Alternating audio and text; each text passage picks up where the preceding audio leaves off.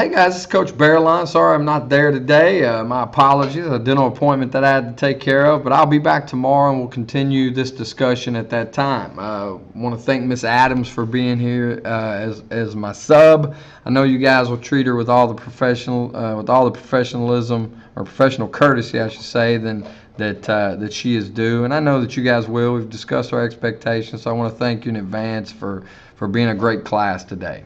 So we're going to start with our discussion of the Renaissance today. And the Renaissance is an important period. It's often seen as the beginning of modern Western civilization. Western meaning European, American, that kind of thing. So it's a very important aspect of world history. So the Renaissance begins, it emerges out of the Middle Ages of Europe. And the Middle Ages are often also called the Dark Ages for various reasons. There was a seeming retreat of science and technology and education during that time period, and the Renaissance is kind of an emergence out of that period. So some key factors led to the Renaissance. The first was the Black Death, or the Black Plague, and it really devastated Europe. Led to a loss of a third of the population of Europe, so as many as 1 out of every 3 people in Europe died as a result of this terrible disease. Now, this decreased population resulted in farmers producing more food than was needed, because while farmers were producing roughly the same amount of food supply, fewer people to consume that supply led to lower demand, which equaled lower prices. Now, this allowed people that survived to begin to spend money they had previously spent on food on other things. And it allowed societies to specialize in the products that people could buy. So now, instead of spending so much of their money on food, people were buying specialty items, luxury items, things of that nature. Another aspect of this was political stability. You had the end of the 100 Years' War during this time period. You had a period of relative, and also the Crusades. You had a period of relative peace and prosperity emerged throughout Europe, and this led to political stability. Many people, many of these wealthy merchants and stable rulers began to become patrons of the arts, which means they supported artists by paying them basically to do their art, whether it be paintings or sculptures or things of that nature. So one aspect of this political stability is the rise of the city-state. Northern Italy became a bustling area of commerce. They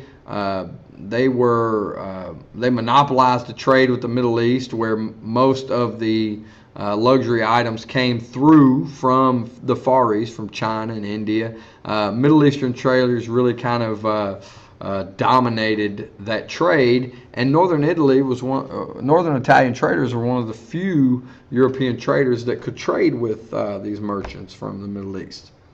So knowledge of the arts such as painting, sculpture, and architecture increased as people look for ways to display their wealth. Much like today, wealthy people like to flaunt their wealth with fancy cars and houses and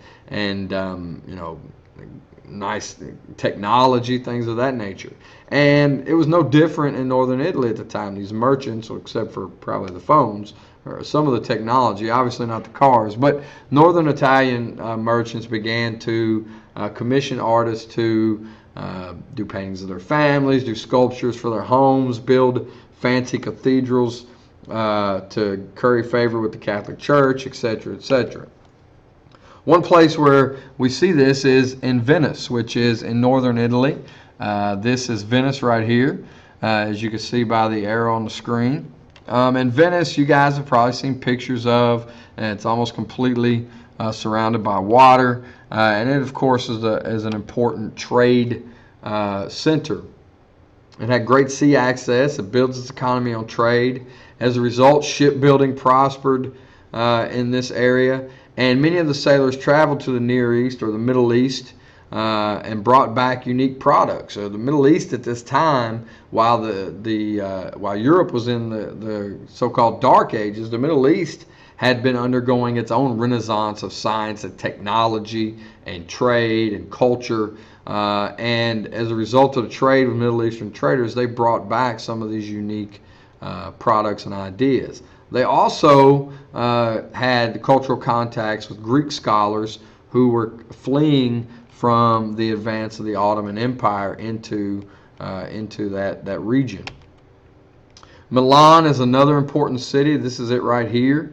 And Milan basically bases its economy on agriculture. They sold surplus food items, also silk from the trade with the Middle East. The Middle Eastern traders who got silk from China along the Silk Road, and also they sold weapons to other European nations as well in Milan. Florence was famous for banking and for the production of fine cloth. Monarchs throughout Europe looked to Florentine bankers for money to fund wars and other expeditions to expand their power and influence. It's important, I think, that we define what Renaissance means. Renaissance is a French term, literally means rebirth. And in this case, it's a rebirth, really, of Greek and Roman ideas. This idea of classical learning. And classical, when you hear that term, it just means Greek and Roman. So it's kind of a revival or rebirth and interest in classical ideas. The church, which was the most powerful institution in Europe at the time, did not really address the ideas of individuality and achievement. They were focused more on a person's relationship to God and a person's service to God. However, through the reintroduction of Greek and Roman ideas, humanism becomes an important cornerstone of the Renaissance. It's an intellectual movement that focuses on the study of worldly subjects such as poetry, philosophy, and really a focus on human potential and achievement rather than God's achievement. So you have a much more worldly idea, and this is known as secular idea, non-religious. Writers also began using the vernacular, which is important because before that, writing was done primarily in Latin. And about the only people that could understand Latin were church leaders who were schooled in it because the Bible was written in Latin at the time. So now you have writers begin writing in vernacular, which means they write in the everyday language of the people. So German writers write in German, Italian writers write in Italian, French writers write in French, English writers write in English, so on and so forth. So this is an important step for broadening the access to information for more and more people. Writers also used a secular perspective, which means they weren't focused on spiritual ideas, but they were focused on worldly ideas, not religious matters. And you see the development of the term Renaissance man during this time. And the Renaissance man comes to represent the ideal person in the Renaissance. Someone who was well versed in the classics. He knew Greek and Roman thoughts and ideas of philosophy, and was a man of action. Somebody who had an understanding of many different fields of study. This term is really coined by Baldassare Castiglione, and Castiglione wrote the Courtier, which explains how best to behave when in court, when in the royal court. It was kind of a how-to guide for exhibiting kind of what we would call class today, and he coins the idea of this Renaissance man. Another important writer of the period was Niccolò Machiavelli.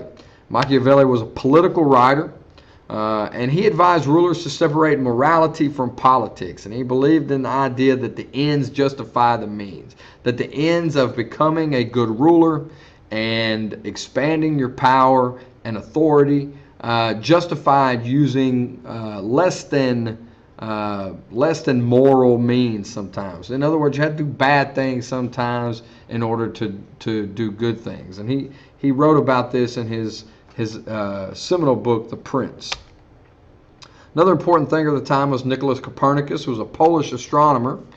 And he broke from the old idea, the old Ptolemaic or Greek idea that everything revolved around the Earth. And Copernicus believed that the Earth and all the other planets revolved around the sun. This is called the heliocentric theory.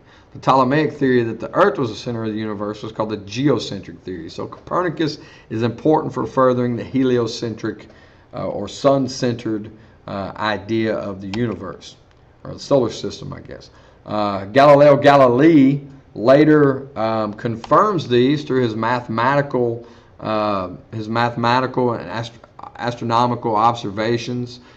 He confirms that Copernicus was indeed right, and he actually gets in trouble with the Catholic Church for this, and is sent to house arrest for the rest of his life, though he was an old man at the time. Another important figure of the period was Lorenzo de' Medici, who was a wealthy merchant and ruler in northern Italy. The de' Medicis are a very powerful family. And he is important specifically because he supports some of the most talented Renaissance artists that we will discuss. He becomes a major patron of the arts. You, of course, have heard of some of the most famous Renaissance artists. I like to tell my students, if they remember the Ninja Turtles, they'll be in good shape. Leonardo, Raphael, Michelangelo, Donatello, and we'll talk about three of those guys in specific. But Renaissance artists wanted to paint the world as naturally or as realistically as possible. And realism is an important aspect of Renaissance art. To do this, they often use perspective in painting, which they show objects as smaller to make them appear farther apart. So what this does is provide a third dimensional aspect to two-dimensional paintings. And this is important. This is really shown by Leonardo da Vinci, especially in the Mona Lisa, which you see here to your right.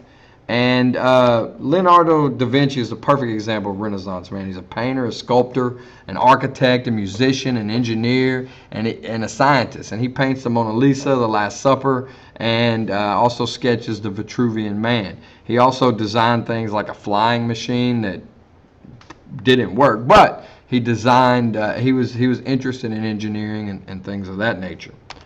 Michelangelo Buonarroti was a sculptor, an architect, painter, and a poet. He's most famous for the Piete, which is here on the left. It's a statue, his interpretation of Mary with the body of Jesus after Christ was taken down from the cross. And on the right, you have the statue of David. He's also famous for painting the ceiling of the Sistine Chapel.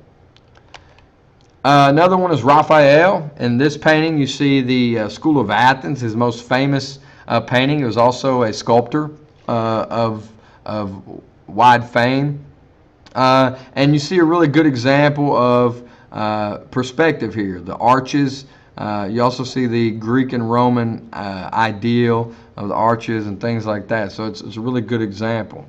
Now, one non-Ninja Turtle artist that we're going to talk about is Donato Bramante.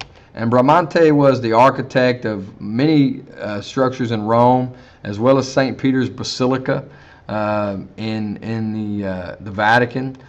So you have these artists really producing important artworks that really reflect a focus on Greek and Roman ideas. I mean, if you go back to the School of Athens by Raphael, the arches and columns really show the influence of Greek and Roman art, but they add some different aspects to it. And this idea of perspective is really revolutionary in art, because now for the first time, two-dimensional art can look or feel three-dimensional.